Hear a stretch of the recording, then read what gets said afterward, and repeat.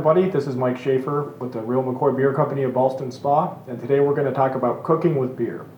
As we all know, beer comes in a bunch of different styles, and all those styles tend to work themselves better toward a different type of cooking, so we'll go through a few different styles and I'll give you some examples of what you can do with it.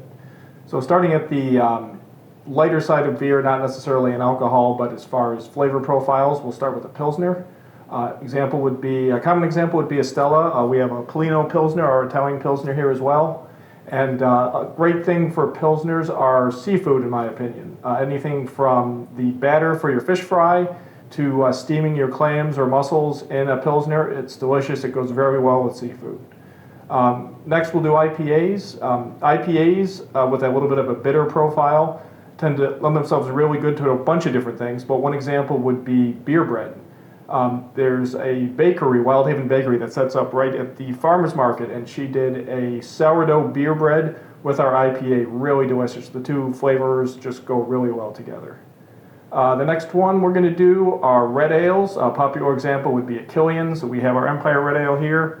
And red ales are really good for either marinating, or you can also use them for soups. Coffee Planet here in town last year did a beer cheese soup with our red ale. Really tasty. Just made that soup pop out really, really well. The last style we'll go over here are stouts. And stouts are good for all kinds of things. You can use them for baking. You can use them for stews. You can use them for marinating or cooking steaks and chops.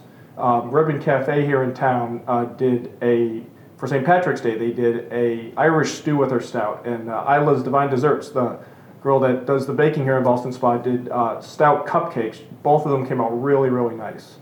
A couple of final tips for cooking with beer. Before you start cooking, get that beer out, let it warm up a little bit, let some of the carbonation go a little bit, and cook nice and slow. Like if you're cooking, whatever it is you're cooking with the beer, just low temperature, slow cooking. And the best thing about cooking with beer is you can drink some of it while you're cooking, so that's the best. Thanks for listening, everybody. Come down and see us at the Doubleday House right here at 28 Washington Street, and have a good day.